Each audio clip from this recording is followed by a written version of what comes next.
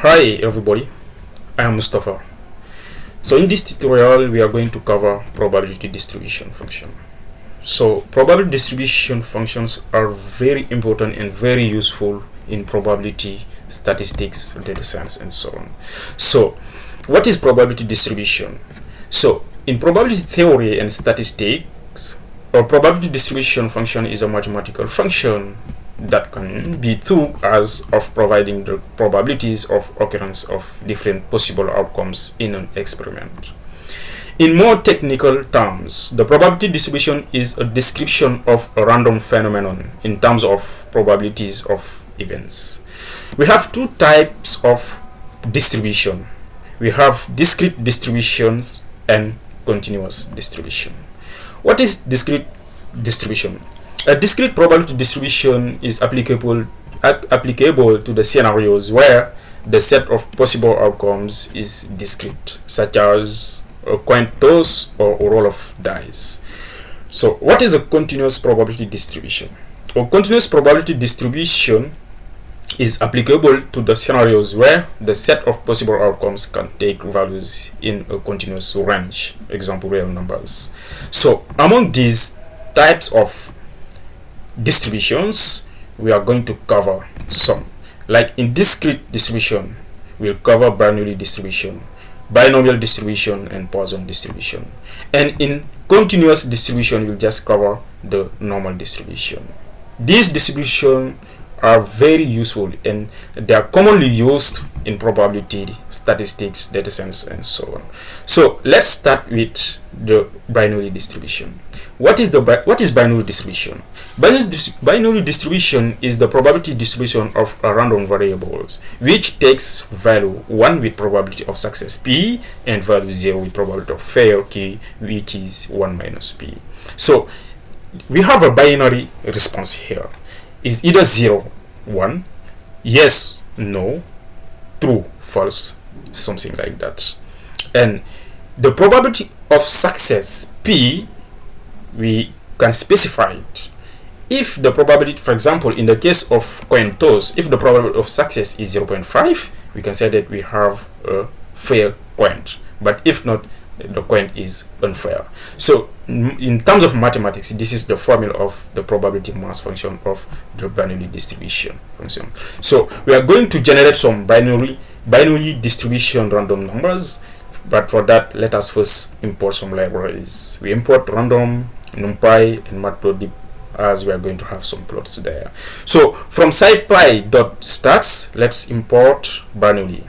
So let's generate now our Bernoulli random variables, Bernoulli random numbers. So we have here, we have to fix the probability p is, in this case we have p equal to 0.5, which is a fair coin. So within this function Bernoulli.rvs, the arguments, we have the probability and the size. Here I have 10. If you count, we have 10 elements here. So let us run these comments. I don't know if I have run these. Let us run these comments and then run these comments. You see, so I have simulated these Bernoulli random numbers with probability 0.5. So let us, we have done the same, but here with probability 0.2, like is less than the probability, this probability 0.5. And in this case, we cannot talk about a fair coin. Here is an unfair coin. This and these examples, because here the probability is strictly less than 0.5, and the next one here is the probability is greater than 0.5. So you can see I have different things here. So now I want to get my variance, my mean, variance, skewness, kurtosis, etc. So let us use this function Bernoulli.stats, and this function, inside this function, it will take as arguments the probability. So we have to define, to precise the probability. Here in this case we have 0.5, which is a fair coin toss, and the moment, MVSQ. What does it mean? M stands for mean, V stands for variance, S stands for skewness, and K stands for kurtosis. So if I run this command, I will have these values: the mean, the variance, the skewness, the kurtosis, etc. I've done the same but with different probabilities. Here I don't have a fair quant but a biased quant. The probability here is 0.7. I've done the same and I have these numbers. So basically in this tutorial, this is what we have covered about the Bernoulli distribution. Let us move to the next one, which is the binomial distribution, which is very important distribution also in real life application. So the binomial distribution with parameters n and p is a discrete probability distribution of the number of successes in a sequence of any independent experiments, each asking a yes or no question. So basically you can see that the binomial distribution is nothing than the Bernoulli distribution with n independent experiments. So we have the probability of success as well, and the probability of failure, which is 1 minus the probability of success. So basically in mathematics, in terms of mathematics, this is the formula of the binomial random variables. Now let's generate some binomial random numbers. From scipy.stats, let's import binom. And here the thing is, we have 8 quants which are flipped, or 1 quant which is flipped 8 times, and each with probability of success 0.5 to 0.25. So that means if 1 occurs, this is a success, and the probability associated to this success is 0.5. So what we have done, k is equal to binom.rvs, and here 8 is the number of quants, and 0.5 here is the probability of success, and here we have the size 10. So we can generate these numbers. Let us first run this command and this, and we have this. So mathematically these are the expressions, the forms of the formulas of the mean, variance, skewness, kurtosis of the binomial distribution function. So here let us try to know the mean from these functions, the mean, the variance, and the skewness, and so on from these functions. So we just have to specify the probability of success here, the number of experiment here, and then we use this function binom.stats, where inside this function we have as arguments the number of elements, the probability of success, and then the moments MVSQ. And if you run this command, we have the mean, the variance, the skewness, and the kurtosis, etc. We do the same with different probabilities. Now here the probability of success is 0.7, is no longer 0.5, and we have the total number of experiment 5, and we have done the same, and we have these outputs. So here let's now try to visualize the probability mass function. Here we have different scenarios, 3 scenarios, n equal to 40 with probability of success 0.5. Here n is equal to 40 with probability of success 0.15, and it is 50 with probability of success 0.6. So with these 3 scenarios, we have generated a binomial random numbers associated with a probability mass function. So these 3 scenarios that we have plotted here gives us this. So these are the things we have used to plot this thing. Let us run the word of this command, so you can see these graphs. So the normal one is with a probability 0.5. You can see it here, there, and the middle. So the one with less than 0.5, 0.3 of probability of success, we have it there on the left hand side of this normal one, and the one with probability of success more than the 0.5 one, we have it on the right hand side of the normal one. So let's visualize the cumulative distribution function. Still we have these 3 scenarios: probability of success 0.5 here, probability of success 0.3, probability of success 0.6, and the number of tutorials here we have 40, 40, and 50. So considering these 3 scenarios, let's visualize the cumulative distribution function of the cumulative distribution function of the binomial distribution. So we have it here. So the blue guy is the normal one with probability of success 0.5, and this guy on the left hand side of this blue guy is the probability of success less than the probability of success of the first one here we have 0.3, and the black guy here, the probability of success is 0.6. So you can see it here. So this is basically what we have covered on the binomial distribution in this section of tutorials. So let's move on to the next one, which is a very important distribution, which is Poisson distribution. Poisson distribution also is a discrete probability distribution that expresses the probability of a given number of events occurring in a fixed interval of time or space, something like that.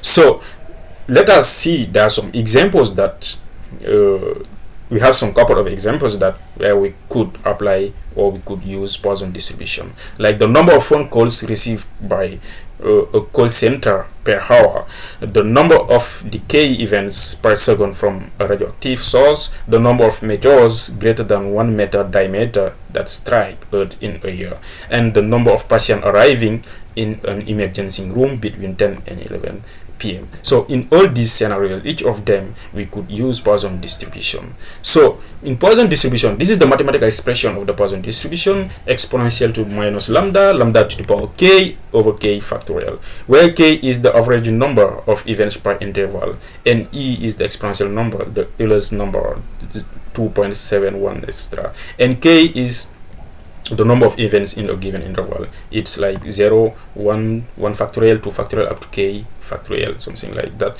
So here let's try to generate some Poisson random numbers. From scipy.stat, let's import Poisson. So we have lambda here, the LA represent lambda, and lambda 0.5, and we have created a random variable from the Poisson distribution with argument lambda, and then this is our x, and from these two we have the probability mass function for this particular random variable, rv dot probability mass function of x. So, and the second one, lambda is equal to 1, the third one, lambda is equal to 5. So basically we have three scenarios as the previous one, the binomial distribution. So let us try to plot these scenarios to see the probability mass function of the x of the Poisson distribution. So what we have here is there. So the blue guy is when the red guy is for lambda equal to 1, you can see it up there and coming down there, and the blue guy is lambda is equal to 1 here, the black guy is when lambda equal to 5. So we can realize that as we increase lambda, like these numbers as start decreasing and then changing like the behavior. So this is the probability mass function. Okay, now let us visualize the cumulative distribution function of a Poisson distribution. So we still consider these three scenarios where the first one, lambda is equal to 0.5, the second one, lambda is equal to 2, the third one, lambda is equal to 5, and then let's visualize the cumulative distribution function, and you see that we have it here. And remember, the cumulative distribution function, the maximum is like 1. It cannot go beyond 1 because you are accumulating like the number of like successes, the probability of successes, and it cannot go beyond 1. So the blue guy is for lambda equal to 0.5. This yellow guy is for lambda equal to 2, and this black guy is for lambda equal to 5. So these are the mathematical formulas of the moment of the mean, variance, skewness, etc. So basically this is what we have covered in this section of this tutorial about the Poisson distribution. So let us now go to the next and the last one, which is a very important and very useful distribution in probability, statistics, data science, and everything. So normal distribution. What is normal distribution? In probability theory, the normal distribution is a very common continuous probability distribution.